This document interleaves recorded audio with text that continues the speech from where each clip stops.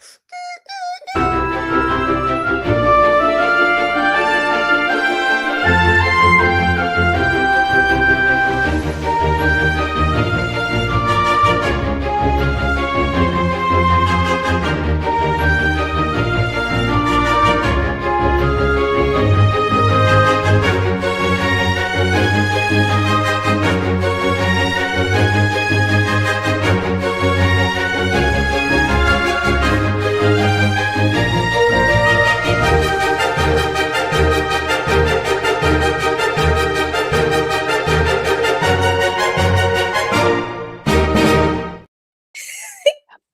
Magic Makers. I'm Mombirella. I'm Yukita Cosplay. And I'm CJ Peterson. Welcome to Magic Making Mischief. Get your wands to the ready because we solemnly swear we're up to no good. And speaking of up to no good, today we have special guest Magdalene Rose. Hi. Hey. And we've already got people saying hello, hello, Mr. Jeremy Vanders, maker of our wonderful wands. Wands, makers of beautiful wands since 2024. Ooh, look at the sparkle. Ooh, you can see your soul in it. Wow. He's the maker of our wonderful wands. I didn't realize yours was a Horcrux. Oh no. Why? Why do you insult my wand?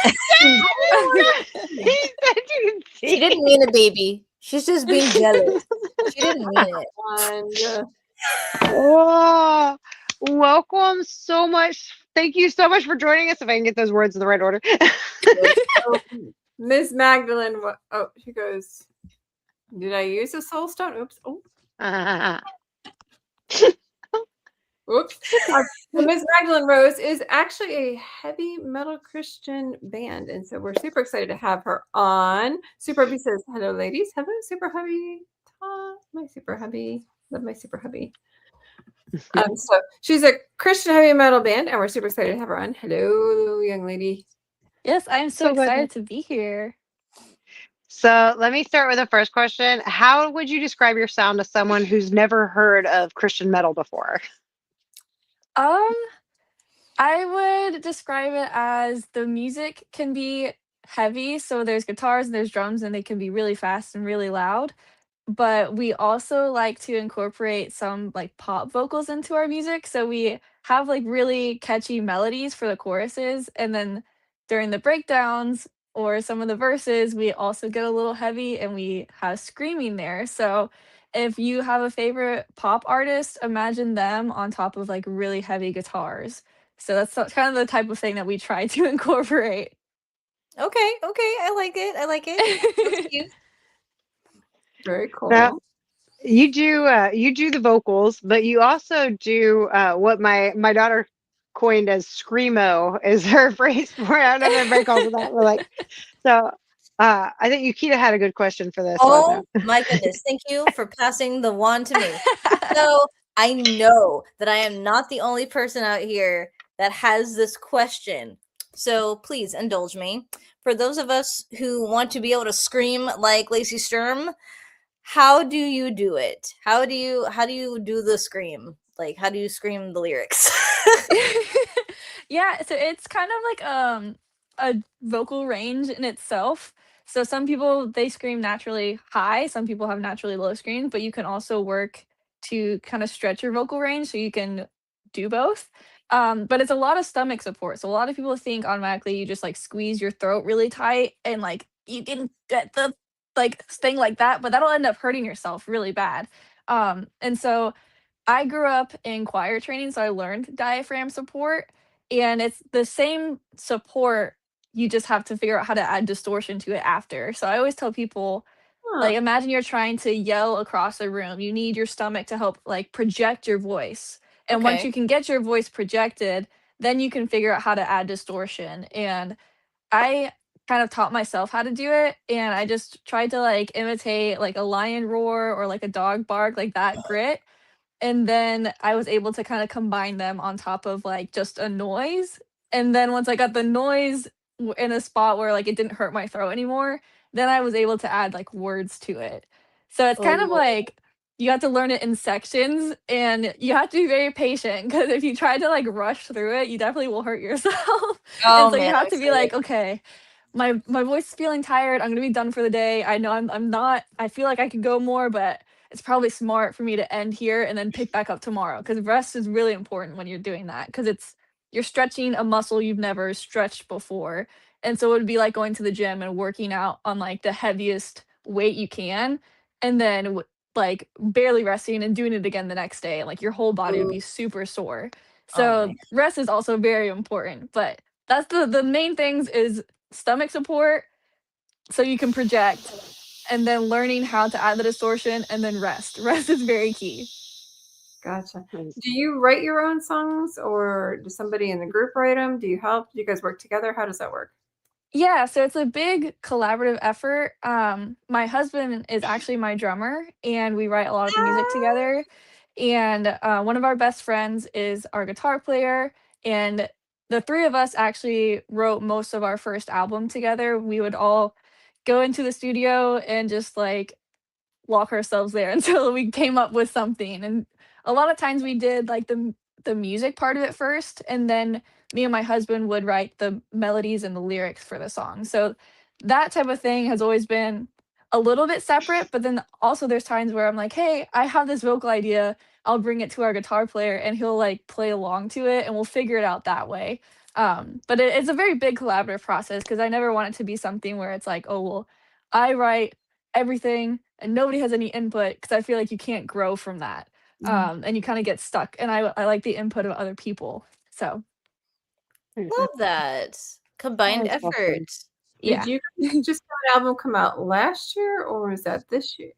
Yeah, that was last year in August. We just released our very first album, which is really exciting. I haven't released an album in a very long time. And so it was definitely scary because it's a lot bigger piece of work, and if people don't like it, it hurts a lot more because there's a lot more effort to go into it.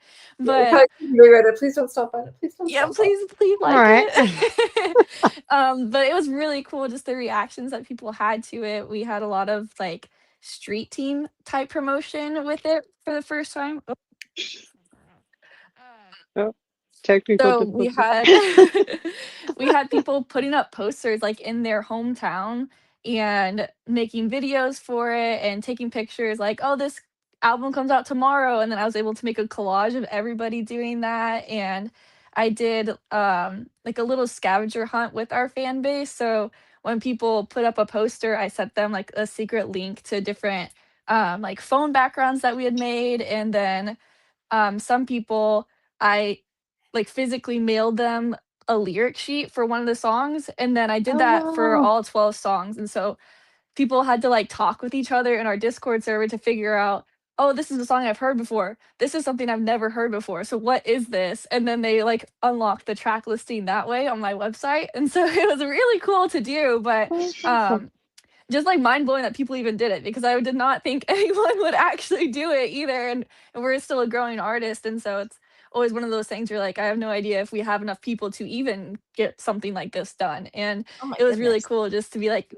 really actually watch it happen in real time and people that I didn't know were even fans of my music like joining in like, "Oh my goodness, I just found this lyric."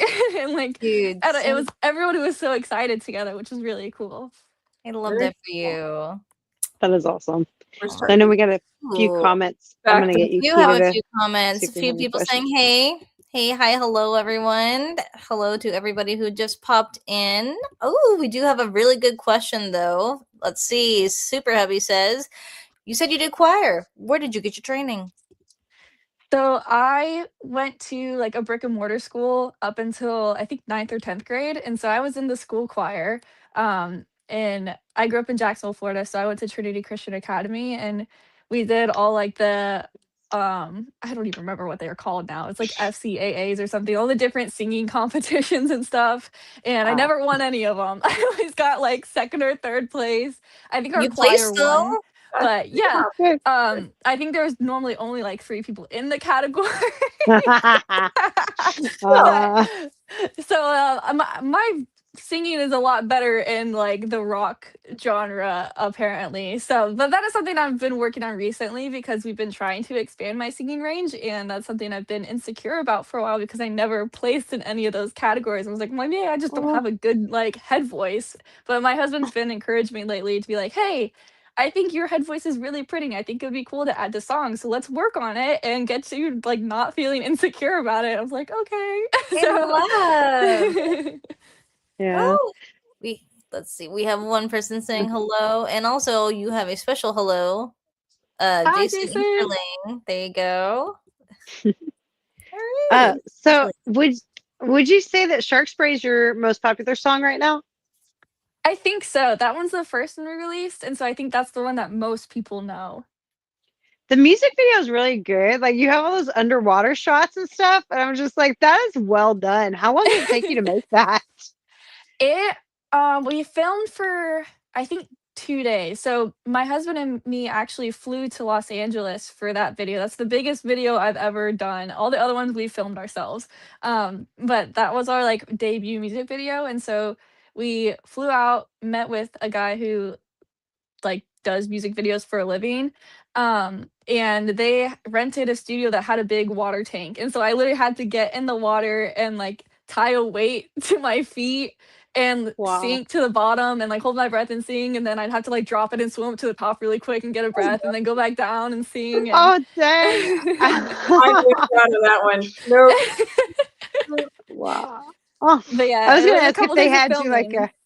I was gonna ask if they had like a scuba tank for you to use every once in a while. I didn't realize you have to like stay down. Oh man, Yeah, that's that was rough. just straight up swimming for me. Dang. Yikes. That's awesome. You got a question for you here. It says, hey Maggie, are y'all coming back to North Carolina?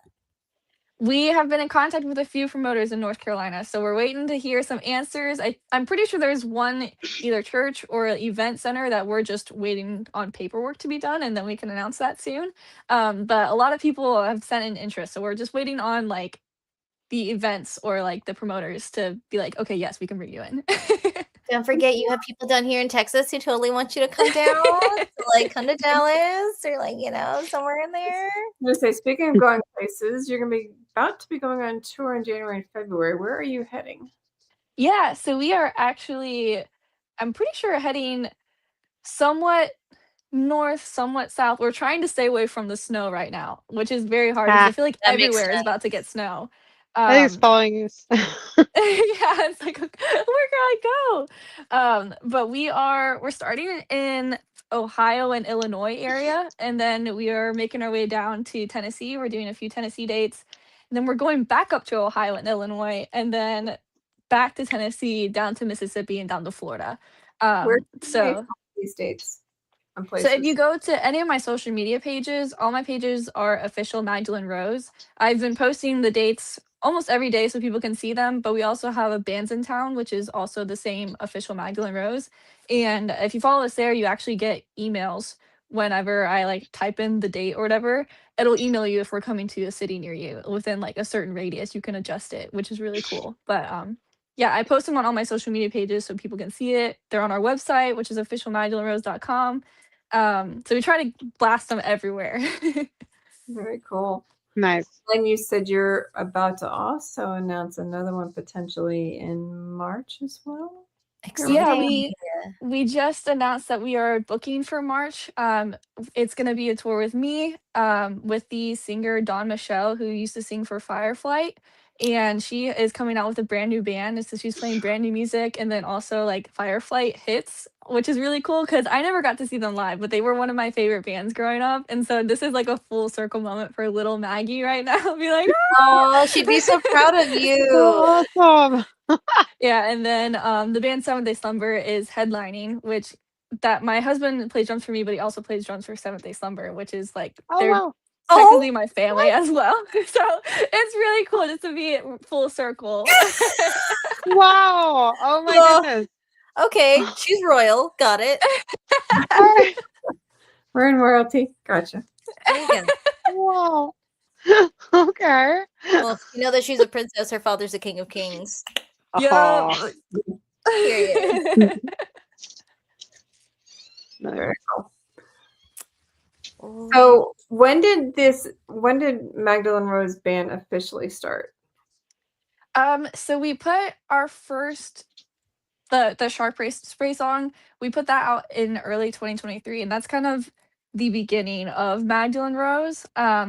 Before that, I was in a band with my sisters called GFM, and we did that from when I was 11 all the way up until 2022. And then God just started calling us each in different directions. And Magdalene Rose was something that I didn't really even want to do initially. I never wanted to be a solo artist because that scared me, and I didn't want people to just be focusing on me. And I never wanted to be the face of anything. But I didn't feel like I was done with music. And through a lot of prayer, a lot of just support and like trying to figure things out, it seemed like that was where I needed to be. And so I was like, well, this is great. I guess this is what I'm supposed to do, but this is so scary and this is not what I wanted to do. And but I've just been following that, and it's been really cool just to see the doors that God has opened for us. And we've gone through a few member changes in the beginning because we really like didn't expect this to happen, and we were just throwing people together as soon as we could. And so it's cool now that we've got the three original, well, I guess you can't really do the band without me. But it's me and my husband have been there at the beginning, and then our guitar player Weston was there at the beginning. And so he initially took a step back to help with the church plant, but he's back on tour with us now, which is really cool to have all of us like back together again. And we've had a guitar player named Zach as well for over a year now, and he's like become a stable member too. And so it's now we have like our complete lineup, and it doesn't feel like any of that's going to be changing anytime soon. So even though we started in 2023, it feels like it's just now getting to a place where it's like, okay, this is for sure, nobody's going anywhere, this is what it's going to be. And so it's been a journey even from the start, but Very cool. You have your complete little family now. It is nice. yeah, and it's really cool. And our guitar player Zach, his wife is also our age too, and so now I have another girl to hang out with, and so it's like, oh cool, it's not just all boys, you Oh, bring a nice. girl to our party now. Whoa. That's awesome. Got a good question right here. Have you played any Christian camps? I have not, but that has been something that I think would be super cool. I was not able to go to any Christian camps growing up, but I always heard how fun they were. And so I think that would be something that would be super cool. My husband has always wanted to be like a counselor or like a camp counselor thing for any of them Ah, because he just wants to like troll the kid the whole time. And so I think it would be really funny to do that and then like end the camp with a concert. I think that would be really cool. So maybe this year that would be really cool. Dude, I love that. I would have loved to have an artist like you out there when I was doing church camp because I did Camp Gonzo, I did Camp Choye. Like, that would have been really neat to have someone like that actually has vocals. Like, right. really gnarly ones too.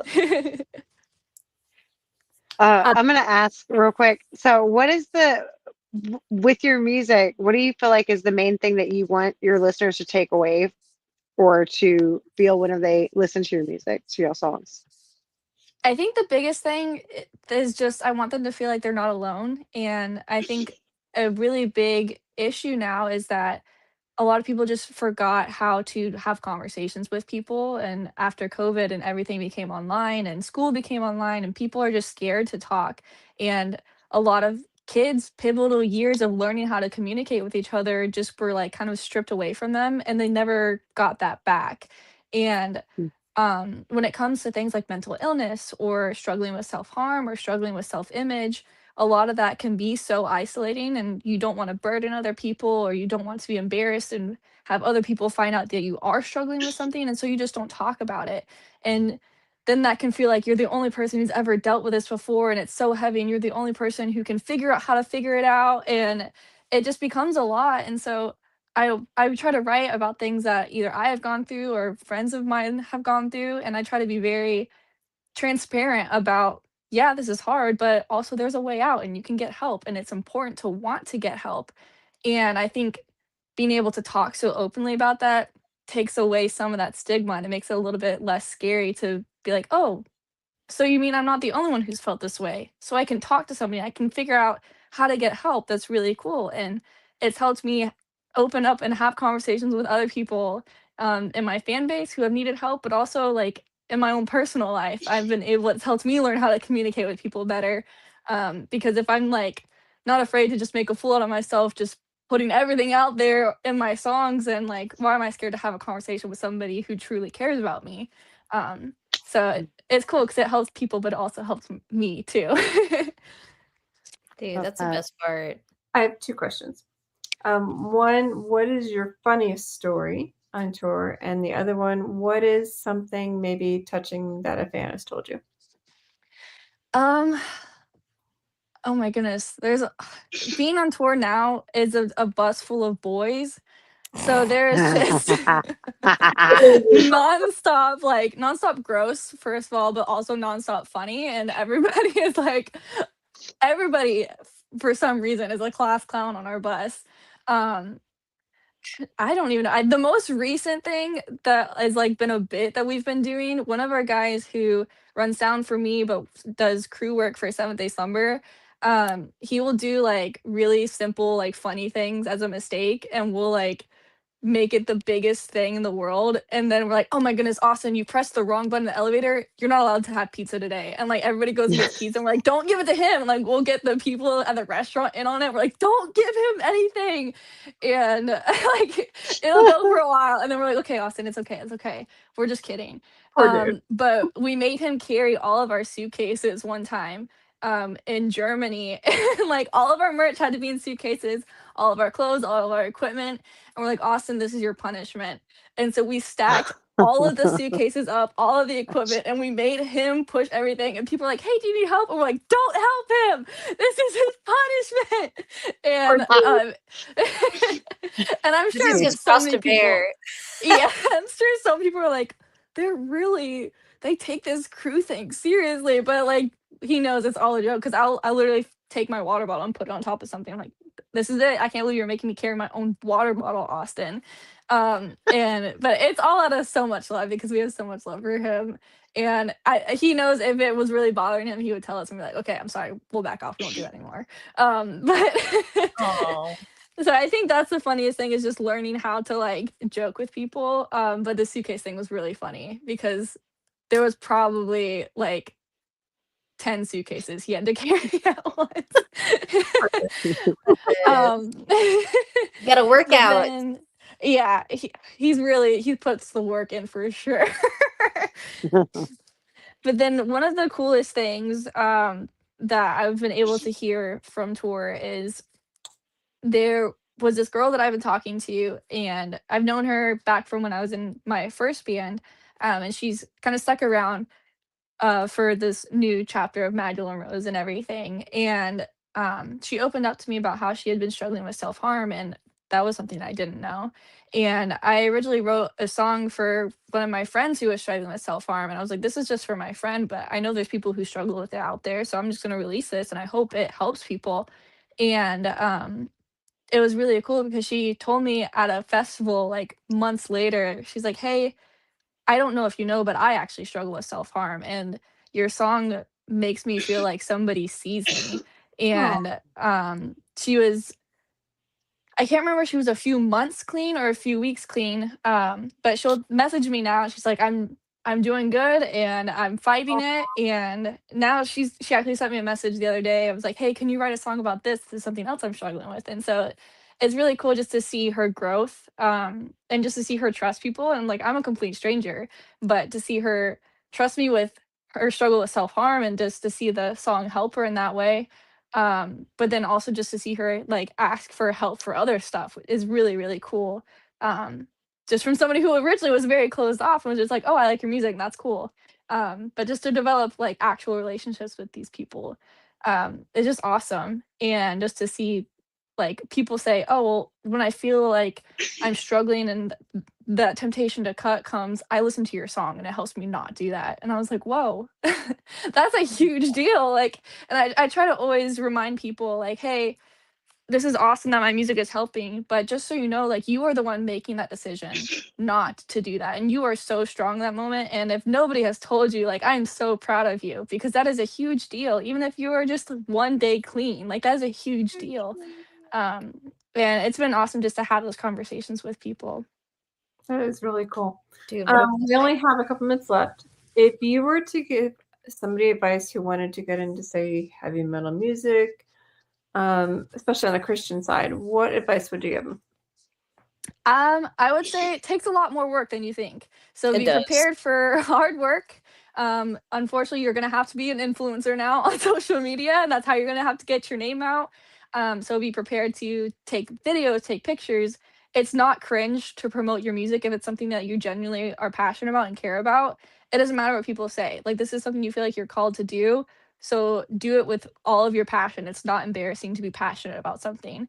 Um, practice practice doesn't make perfect. Perfect practice makes progress, and it will continue to make progress. And you should always be aiming for progress. Don't do anything half effort. Always try your best, especially if you are practicing something, and practicing is so important. But also, if you're writing music, make sure you have something to say, because anybody can write a song. Anybody can make up a melody. Anybody can sing about something. But the things that are going to really stick with people, or as if you're sharing your story, if you were relating to somebody because you've overcome something, or you're currently going through something but you're fighting through it, like, share your story. Have something to say to help people. And I think so many people are just so obsessed with trying to promote themselves, they forget, like, we're here to help others. And that's the most important thing. And it's sometimes can be embarrassing to share these really vulnerable things that you've gone through, but maybe the reason you went through them was to help somebody else. And that's, make 100%. sure your music says something, because there's millions of artists out there now, but the one thing that is going to stick with people is if you, like, made something that they felt like you cared about them, or you made something that helped them. And so having something to say is super important. Ooh, one good question popped up, but I don't know if that's going to be a long answer or not. Where does your faith come from? So I grew up in a Christian home, which I know that's a really big privilege to have. So it was something that was introduced to me at a young age. But I also went through a lot of struggles. I struggled a lot with my mental health. I struggled with eating disorders. And whenever I switched into performing as Magdalene Rose, there was a lot of spiritual attacks I had there. I was having night terrors, and I didn't sleep for 6 months. And I really struggled with suicide, and there was nowhere else for me to turn but God. And I had to just, like, rage, like, with him and at him, and I cried with him, and I was angry with him. And I tried to do things on my own. I tried to fix it. I tried to control things by myself, and it didn't work. And the only time that I experienced true healing, and the only time I experienced true joy, is when I let God take over my life. And it's a lot easier said than done. You know, it's an everyday process. There are still things that I struggle and, like, grapple with God about. But, God has shown up for me, like, to carry me out of things, but he also showed up with me in the middle of those things. And he stayed with me, and he fought with me instead of just pulling me immediately out. And it's one of those things where it's like a parent is willing to teach you how to ride a bike with your training wheels, and then it's their job to also take the training wheels off and to let you try to do it on your own. But they're going to be there to wipe your bruises off and to clean your scrapes up and help you figure out, get back on the bike, let's figure out how to get your balance again, and try it again, let's do it again. The parents not always supposed to just, oh, you're gonna learn how to ride a bike, you know how to ride a bike. Sometimes they're there to pick you up when you fall. And a lot of times God was there with me when I had fallen. And he's the one thing that I've been able to rely on through everything, no matter how far I was, like, running away from it. And I think that is, like, just the short version of, like, how that faith came from. But I love that. Thank you for sharing your Awesome. testimony. Definitely. Well, yeah. thank you for joining us today. You've been an amazing guest, and we really appreciate Yes. we appreciate everything you told us today. So thank you for joining us. To learn more about Magdalene Rose, you can check her out on our website at officialmagdalenerose.com. That's OFFICIALMAGDALENE ROSE.com. It's a very long That name. is Sorry. also your handle on her social medias. You can find her there, and you can find her all over social media. You can find out regarding her tours and check her out. She's got some cool stuff. You'll find her pretty much everywhere. So check her out. Next week, we will have Jason Walker and Rosie Page, paranormal investigators from the Night Terror Collective. Same time, same sandbox, 7 o'clock on Tuesday night. Monbirella, take us out. Everybody get your wands to the ready. If y'all haven't had a chance to yet, make sure to smash that thumbs up and share this out because we really appreciate having Magdalene Rose with us. And y'all need to share this out so more people know and get a chance to check out the music. My favorite is Frolicking Through Landmines, I gotta say. I love that one. But I do feel like Teeth Eater has like a very strong message I could relate to a lot. So both those are awesome. Those are on my favorites list. Gotta mention that. So y'all check out those songs and make sure you check out CJ Peterson and Mombirella and Yukita Cosplay and follow them geeks. So until next time, guys, mischief vanish. Bye.